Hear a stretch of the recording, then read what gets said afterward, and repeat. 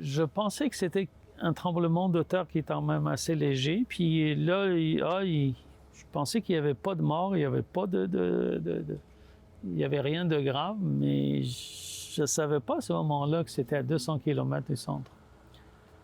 C'est un peu plus tard, quand j'ai vu que c'était à 7 degrés de Richter, j'ai dit, ça doit être assez grave, ça, quand même. Je suis en contact avec des amis. Il y a un ami qui a déjà commencé à ramasser un peu de sous. Je vais créer aussi un événement là, sur Facebook pour voir les gens qui veulent aider.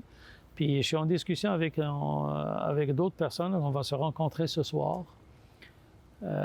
Possiblement pour faire une vigile, donc ça se peut que ce soit ce soir qu'on va faire une vigile, mais ça va être à confirmer. On s'est dit il faudrait faire quelque chose, il faut bouger, et là, la première chose, on prenait des nouvelles de tout le monde, mais la deuxième chose, c'était de prendre position, et donc on a décidé de nous lancer dans une levée de fonds pour pouvoir ramasser des moyens qui peuvent donner un soutien là-bas. Même si les membres de leur famille qui vivent au Maroc sont tous sains et saufs, les deux Sherbrookois connaissent des gens qui ont ressenti le tremblement de terre. Je ne pensais pas que ça avait cette ampleur, mais alors par la suite, là, en plus on est en contact et tout, puis surtout samedi, là, on voit l'ampleur de la catastrophe, alors ça nous fait réfléchir. En rentrant chez lui, chez ses parents, il a senti disons, le tremblement. Son père est gravement malade, il était gravement malade, ce qui fait qu'il était obligé de le prendre, puis il s'est sauvé tout de suite. En rentrant, il a pris son père, puis il s'est sauvé il est sorti comme ça, là.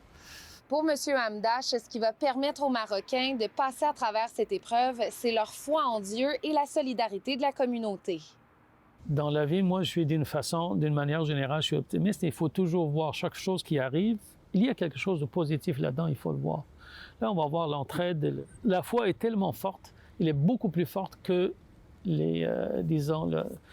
ce qu'on vit actuellement, ce que les gens vivent. Donc, ça, c'est en grosse partie à cause de notre foi. C'est pas parce qu'on va ramasser 5 000 ou 10 000, c'est le geste qui compte. Puis à force d'avoir des petits gestes un peu partout, ça peut faire quelque chose de gros.